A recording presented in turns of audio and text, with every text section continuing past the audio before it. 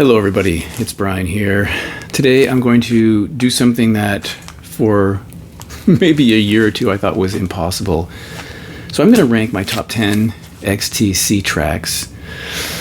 Something I thought about doing a long time ago and never got to because every time I attempted it, I just thought it was futile. Now, XTC to me is one of those bands that has so many fantastic tracks.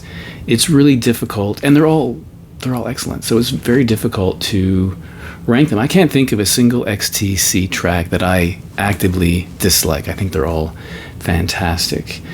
And so every time I tried to do it, I was struggling. So I think it's fair to say that the tracks that are in the top half of that list, the top 5 or so approximately, are probably tracks that have always more or less been there since I've thought about doing this. But then, you know, I'd start making a list and suddenly realize that I forgot about a song that should be on the list. So really difficult to do. Now normally, and I haven't done many ranking videos, normally what I do is I don't watch other ranking videos, or I don't look for lists that people may have posted somewhere, because I don't want to be influenced by what others say. But in this case, I did look. I looked at several videos and I looked at a few things on Reddit and whatever. And what struck me is that lists from one person to the next are radically different. In fact, I just watched a video of two guys ranking their top 10 XTC tracks, and between the two of them, there was only one track that was on both of their lists, which says a lot about the band, I think. So I did look at lists, but it didn't really influence my choices, I don't think. So XTC band from Swindon, they are hard to describe or define. There's some tracks that kind of defy genre definitions, and of course the earlier stuff is more of a punky sound, angular, really aggressive in some ways, but not really punk. They went through what I'd consider to be a classic new wave period and then came out of that with really lush arrangements in some respects. So a very English band, if that means anything. Some of their songs are very pastoral, if that also means anything.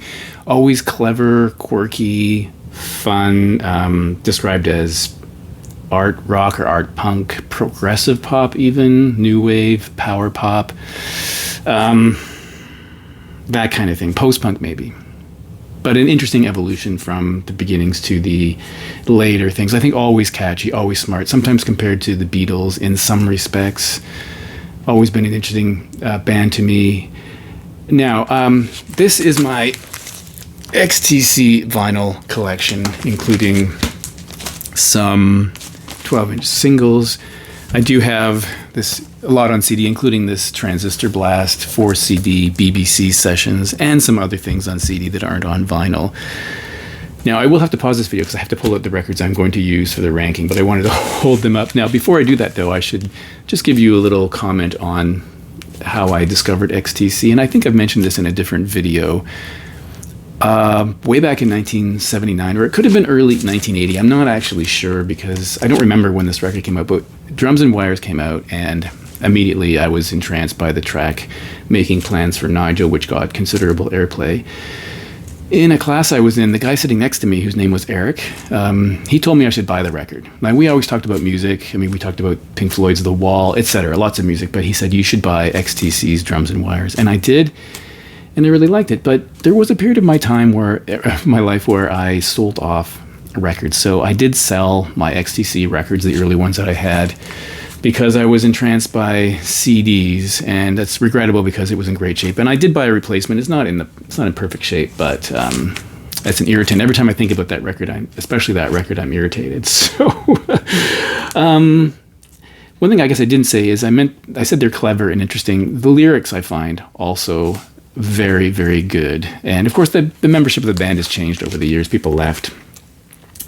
So with respect to the ranking, the one thing I will say is that I've left out Dukes of Stratosphere. It is XTC, but they were doing this sort of psychedelic thing. So I didn't think I wanted to include them because I'm focusing on XTC. So even minutes before this video, I was making changes to my list. You know, what is number 10? I actually went past 10 on my list on my computer. I got down to like 15, and then there were just songs listed without numbers. So it's very, very challenging. And, you know, if I guess, as I've said in other videos, if I were to redo this ranking a year from now, it might be different, but I'm fairly certain that most of the songs in the top half of the list wouldn't change. So I'm going to take out the records I need from here to make the ranking go smoothly, and I will see you in a moment, which will be like a second for you. Okay, so let's get into it. And let's start with number 10. You know, I was tempted to do 15 or 20, but let's keep it to 10. So number 10, I've chosen Train Running Low on Soul Coal from The Big Express. Now, there is an acoustic version of this that's half the length on Andy Partridge's Fuzzy Warbles collection, which I do actually think is better. However, it's an unfinished version, and this is the full band version. You're never going to be able to read it there, but maybe. Train Running Low on Soul Coal from 1984. Begins with a cool sort of steamy intro with train noises. There's a lot of frenzied guitar work in this track, chugging rhythms. It's a bit dissonant. Actually, in places, it sounds like a symphony of equipment and guitars. It's kind of curious. The interesting thing to me is that XTC always knew how to close a record. That closes the record perfectly. I'm going to circle back to that for a different song, but I think they do a good job at knowing when to close the record. Hey, look, there's 2 inner sleeves. Don't ask me why. And here's The Big Express. So, number 10. And I'm going to come back to this record, I think. Am I? Yeah, maybe. Yeah, I think I'm coming back to this record. Okay, I don't know if I'll show you all the labels or not. Number 9 is a track that I think, I'm sure Keith Richards would love the guitar work in here, and I'm sure the Beatles would love the melody in here. It's from Wasp Star Volume 2, their last studio album. And the second track on side A is called Stupidly Happy. This came out in the year 2000. They put out 2, these were the records that ended their career, Apple Venus and Wasp Star, which is Apple Venus Volume 2. And that track, I just love the sound of it. It takes, you're a minute and a half in before you even hear a bass note. And it's just I don't know, I think, try not to sing along to that song. I'm going to say that many times maybe, but it's just a propulsive, fantastic pop song. I don't think it's really new wave anymore. I think it's a pop song. It demonstrates what you can do with a very simple guitar riff, essentially just one chord repeated over and over with some really great percussion and singing. It's a great, maybe danceable song, and he sings all the lights of the cars in the town form the strings of a big guitar. I've always loved that lyric. So, terrific song. And by this point, of course, XTC was just 2 people, Colin Moulding and Andy Partridge. I don't think I'll bother taking it out, but this is obviously a reissue. Great. All right. That's number 9. Number 8, I have to make sure I've got these on the right order. Number 8, we'll go right back to 1978 with White Music, and I have chosen the track This Is Pop. At that point, yeah, they're a new wave band. They have some punky elements in terms of really aggressive keyboard work, I guess. Barry Andrews is in the band at this point. He left to form Shriekback, and he spent some time with Robert Fripp in the League of Gentlemen. This record is really good. There's a strange version of All Along the Watchtower, which is interesting. And I think Andrew Partridge wrote most of the songs, including This Is Pop, which is his comment about classification of music, like whether it's punk or whether it's new wave or what is it. He said it's pop. This is pop. It's a very simple song. This is their 3rd single. It was the re-recorded version. There was a single version earlier that they changed a little bit. He thought it was stupid to call things punk and whatever. It's just pop music. But you need to see the label. It's the same as the virgin green and red labels. Now, apparently that song opens with an F chord that was based on A Hard Day's Night from the Beatles. I'm not a big enough Beatles fan to know if that's true. Let's move up to number 8, number 7. I've got to find some records are repeating.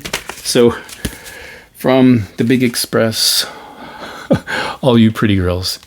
A fantastic beautiful pop song that's just energetic and memorable. It's a total earworm. I mean, we hear this song a couple times. Just again, try not to sing along to that the next time you hear it. I think it's really fantastic. Sort of performed in the kind of style of a sea shanty. I didn't know that. I read that somewhere, which is interesting. Yeah. Actually, I copied something down here because I thought it sounded interesting. The song's chorus, listing the types of women waiting, is deliberately performed in the style of a sea shanty, which turns into a hornpipe-styled coda utilizing a complex harmonic counterpoint of non-lexical vocables, which also suggests a nautical work song. Like, I don't know who wrote that, but I find that really interesting. Anyway, all you pretty girls, fantastic. Number 6. Now, this is a bit of a cheat because technically these are 2 songs. So Skylarking from 1986 opens with Summer's Cauldron, and it transitions effortlessly and seamlessly into Grass. So I always think of those songs as one piece. So some people would list those separately, and I've seen lists of favorite XTC songs where someone puts Summer's Cauldron and later they have Grass. I think of them as one composition, so I've included them here: Summer's Cauldron and Grass, which lead off Skylarking. I always think of it in the same way I think about Led Zeppelin's Heartbreaker and Living Loving Maid. I think those go together, and I don't think you can really separate them. It starts off with these really interesting cricket noises, birds singing. If there's one song that sort of gets at the pastoral nature of XTC, it's probably this one. Really rich chorus. I think it really nails the summer feeling. When you start singing about Summer's Cauldron and leading into Grass, I think that really is evocative of summer. He's talking about bugs floating around like a bug in brandy. He's talking about drowning in Summer's Cauldron under a mat of lava flowers or something like that. Don't pull me out, this is how I'd want to go. So there's a bit of hint of sadness there as well, but it transitions beautifully into Grass, which is interesting because you're going from a Andy Partridge song to a Colin Moulding song really effortlessly. I think it's really well done. Grass sounds a bit Eastern, maybe, in the early part of it, perhaps. There's Skylarking from 86, and just I mentioned the Englishness of it. Look at how the members are dressed here. Could you think of anything more English than that? Maybe you could. Oh, number 5 is from the same album. Just noting my notes here. So number 5, I have chosen the atheist anthem, Dear God, which is indicated there. Some pressings of this don't have it because it was on and then off and then on again. I think there was a concern about offending people. That song is just riveting to me. It's one of those songs where I almost often don't even hear the music because I'm so focused on what he's saying, even though I've heard it hundreds of times. It also has an interesting counterpoint with a young child singing some of the lyrics, which really works. It sort of brings a sort of innocence to it, but at the same time not, because they're really weighty themes here. If you know the track, then you will obviously know what I'm talking about, but it's provocative, and there's been cover versions of this which I haven't really liked, but I think the ending of the song is really great. As I mentioned, the young child singing a response to Partridge's rant in this song about God, which I think is beautiful. Number 4. Where am I? Oh, yeah. So, from English Settlement. This was released in Canada as a single record and as a double record. This is the double record, but you could buy the single one at some point. But from this record, I have chosen Senses Working Overtime, 1982, from XTC, deep in their, or right in the heart of their new wave phase. Now that song to me, I think it's a new wave classic. It's another one of those tracks where I challenge you after you know the song not to sing along. It's got this very childlike counting of 1, 2, 3, 4, 5, senses working overtime. Really great lyrics. I actually remember the first time I heard that song. I remember exactly where I was, and I remember I was standing. I thought it was a really fantastic song. So there are some inner sleeves here, and the records. There's 2 records here, as I mentioned, which will look like that. So a bit of an unassuming chorus in a way when they just sing that sort of 1, 2, 3, 4, 5, but it really works. And 5, because there's 5 senses working overtime. All right, where am I now? Number 3, we have to go back to, I'm losing track of my records, we have to go back to Skylarking for what was for years both my favorite Colin Moulding song and for a long time my favorite XTC song, and that was Sacrificial Bonfire. Now I mentioned earlier that XTC really knows how to close out an album, and this song says closure more than any song I think on any record they've ever done. It's a very pagan song, I would say. It's got orchestration, it's a bit bleak, it's also positive in a way, interesting percussion and acoustic guitar work. There's really interesting use of strings and orchestration here. Of course, this was produced by Todd Rundgren. But combined with the kind of folksy guitar, I think it's a really interesting collaboration or counterpoint, I guess you might want to use that. I don't think there's ever been a song on any album that has such a fantastic closing number. I think it's just beautiful. Here's one line that I've always loved. And the clothes that were draped were all that told man from ape. That's so. When you hear that song, there's no question. The album's over when that song comes on. It just closes out everything beautifully. And this is a terrific album, of course. But that song has always really appealed to me. Number 2, we're gonna go way back to 1979 with the aforementioned Drums and Wires. Now, of course, this is an album that features Making Plans for Nigel, which I do love. There's a lot of songs on here that are really fantastic. Life Begins at the Hop is a popular one. But for me, again, I'm choosing the closing track here. It's Complicated Game from this song. Now, that is a heavy, intense, kind of fierce track that I don't think has aged at all. It has a quiet opening, but then it just comes and comes for you. I guess there's a reason to worry about Andy's health when he gets to the end of the song because of the way he's singing and this refrain of It's a Complicated Game. Not terribly complicated lyrics, but the intensity of the music, the flow of the music, the sound of it, the sort of overall, it just hits you like a steamroller. I think it's one of their finest compositions. And it closes out the album. I don't think you could have a song following that song. Like, what do you put after a track like that? I don't think you can do it.